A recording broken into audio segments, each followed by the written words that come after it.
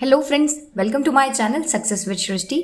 और आज की वीडियो में हम लोग MBA फर्स्ट सेमेस्टर का सब्जेक्ट मैनेजरियल इकोनॉमिक्स का यूनिट 1 पढ़ने जा रहे हैं। So let's talk about the syllabus. So Unit 1 is Introduction to Economics and Managerial Economics, and under this we have the subtopics: Nature of Managerial Economics, Scope of Managerial Economics, Characteristics of Managerial Economics, Significance of Managerial Economics, Circular Flow of Income and in 2, 3 and 4 sector economy, National Income and related aggregates, GDP, NNP, NI, etc. So basically MBA first semester या फिर MBA का ना एक particular study material available नहीं है and students gate confused कि syllabus कहाँ से पढ़ना है। So this is the lecture series from my side for MBA first semester, जिसमें हम मैनेजरियल इकोनॉमिक्स या डिसीजन एनालिटिक्स यूजिंग स्टैटिस्टिक्स और भी बहुत सारे सब्जेक्ट्स पढ़ सकते हैं। यहाँ पर आपको notes and the video content for the examinations मिल जाएगा, ठीक है। So let's begin. So starting from the definition of managerial economics. So managerial economics is a branch of economics that applies economic theories, concepts and tools to solve managerial problems. So managerial economics क्या है? It is a branch of economics. Economics की एक branch है that applies economic theory, जो कि economic theories को, concepts को और tools को apply करती है। किस लिए apply करती है?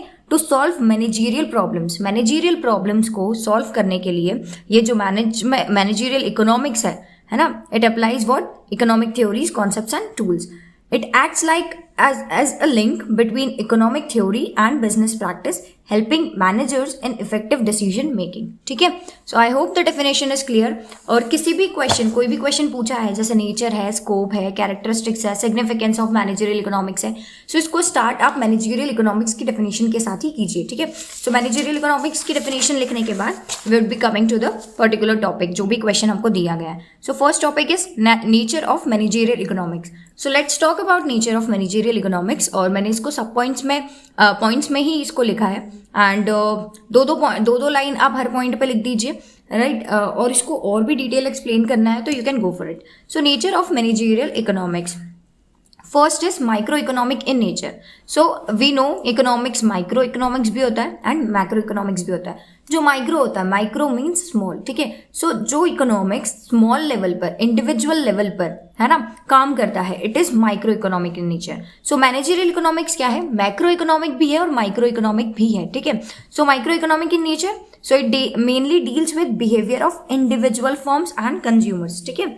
इंडिविजुअल फॉर्म्स जहां भी आ जाएगा, it is micro economics and it helps manager analyse demand, supply, production and pricing at the firm level, individual level पर हेल्प करेगा किसको? मैनेजर्स को, to analyse demand, supply, production, pricing, profit etcetera at the firm level, ठीक है।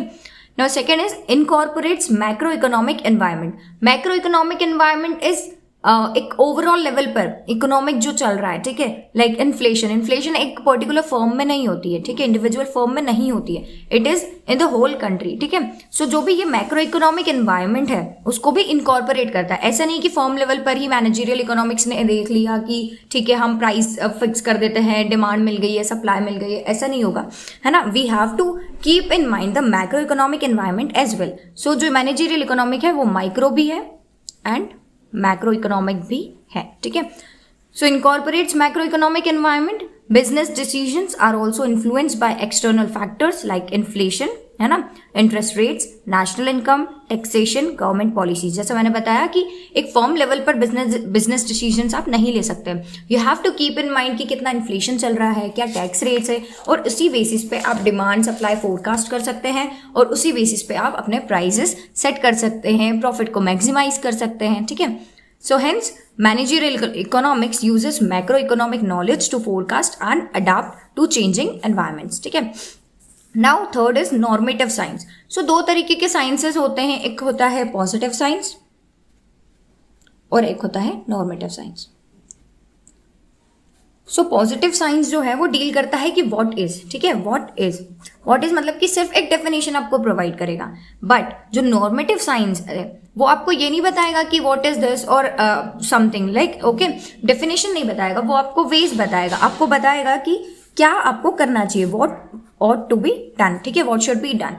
जो हमारा managerial economics है वो पॉजिटिव नहीं नॉर्मेटिव साइंस है, मतलब कि वो सिर्फ आपको डेफिनेशन नहीं बताएगा, वो आपको बताएगा कि आपको फ्यूचर में क्या करना चाहिए. So unlike positive economics which explains what is, managerial economics is normative because it suggest what ought to be done, what should be done ये सजेस्ट करता है मैनेजरियल इकोनॉमिक्स. कैसे करता है? क्योंकि ये फोरकास्ट करेगा डिमांड को, सप्लाई को, ठीक है, प्रॉफिट, प्राइसिंग थ्योरी सब लगाकर आपको बताएगा, फर्म को बताएगा कि कैसे आपको क्या करना है, व्हाट शुड बी डन. ठीक है. So it gives guidance for decision making and policy formulation. एक गाइडेंस प्रोवाइड करता है managerial economics, right. Fourth is practical and applied. It applies abstract economic theories into real world business practices. Example, using demand theory to forecast sales और cost analysis to control expenses. जो भी economic theories है, ठीक है, हमने क्या पढ़ा कि मैनेजरियल इकोनॉमिक्स क्या है, एक ब्रांच है इकोनॉमिक्स की. ठीक है. सो इकोनॉमिक थ्योरीज को वो क्या करेगा, रियल वर्ल्ड बिजनेस प्रैक्टिसेस में अप्लाई करेगा. ठीक है, मैनेजरियल इकोनॉमिक्स. और कैसे करेगा? जैसे डिमांड थ्योरी है, डिमांड थ्योरी क्या है, एक इकोनॉमिक थ्योरी है, राइट. अब उसको फोरकास्ट, सेल्स को फोरकास्ट करने के लिए हम यूज करेंगे, तो ये क्या हो जाएगा, मैनेजरियल इकोनॉमिक्स. ठीक है. Fifth is decision oriented. The ultimate aim is to help managers choose the best possible option among alternatives. ठीक है. सो डिमांड, सप्लाई, ये सबको क्यों यूज कर रहे हैं, कोई डिसीजन पर आने के लिए. ठीक है. हम देखेंगे कि यार डिमांड क्या है मार्केट में, और फिर डिसीजन लेंगे कि अच्छा किस तरह का प्रोडक्ट हमको इंट्रोड्यूस करना है मार्केट में. ठीक है. सो अल्टीमेट एम क्या है, is to help managers choose the best possible option among alternatives. Decision लेना है, डिसीजन ओरिएंटेड है. ठीक है. Every aspect whether pricing, production और इन्वेस्टमेंट इज डिसीजन बेस्ड. ठीक है. Sixth is interdisciplinary in nature, or it can be called as multidisciplinary in nature. ठीक है. What does it mean? कि यहाँ पर सिर्फ इकोनॉमिक्स नहीं है, यहाँ पर बहुत सारे डिसिप्लिन्स भी इंक्लूडेड है. ठीक है. जैसे कि इकोनॉमिक्स तो है ही, ऑब्वियसली मैथ्स भी आता है इसमें. ठीक है. We have to calculate the sales, we have to put some formulas, statistics, we have to make charts, right. कि डिमांड है तो अच्छा किस सेक्टर में कितनी डिमांड है, किस सेगमेंट में कितने सप्लाई है, ये सब को हम स्टैटिस्टिक्स के थ्रू प्रेजेंट करते हैं, राइट. अकाउंटिंग है, फाइनेंस है, और भी बहुत सारे डिसिप्लिन्स का एक मिश्रण है ये. It's a mixture, right. So interdisciplinary in nature की सिर्फ इकोनॉमिक्स ही नहीं है, बहुत सारे डिसिप्लिन्स भी इंक्लूडेड है. It combines concepts from economics, mathematics, statistics, accounting, finance etcetera. This helps in accurate forecasting, analysis and strategic planning. Seventh is forward looking. एक होता है बैकवर्ड लुकिंग, यानी कि पास्ट के हम स्टैटिस्टिक्स को या फिर किसी को यूज करके हम यूज कर रहे हैं या एनालाइज कर रहे हैं. ठीक है, पास्ट के ट्रेंड्स को. एक होता है फॉरवर्ड लुकिंग, मतलब कि हमको फ्यूचर में क्या करना है ना, वो हम देखेंगे. सो मैनेजरियल इकोनॉमिक्स क्या बताता है कि फ्यूचर में क्या करना है. ठीक है. डिमांड इतनी है भैया, प्रोडक्शन इतना कर दो, या फिर प्राइसिंग ये चल रही है, आपको ये प्रॉफिट मिलेगा. So it is looking forward, right. It is talking about the future. So managerial economics क्या है, फॉरवर्ड लुकिंग इन नेचर है. So managerial economics always looks forward towards the future by predicting demand, cost, pricing and competitions. It helps managers plan ahead to reduce risk. Okay. Now 8th point is goal oriented. Its primary focus is on achieving business objectives such as profit maximization, cost efficiency and long term growth. अब इतना सारा economics का application क्यों कर रहे हैं, यही सारे गोल्स को अचीव करने के लिए, राइट. प्रॉफिट मैक्सिमाइज करने के लिए, कॉस्ट एफिशिएंट करने के लिए, है ना. सो it is goal oriented in nature. 9th is both art and science. जो मैनेजरियल इकोनॉमिक्स है वो आर्ट भी है और साइंस भी है. आर्ट क्यों है? आर्ट इसलिए है क्योंकि इसमें क्रिएटिविटी यू कैन अप्लाई. ठीक है.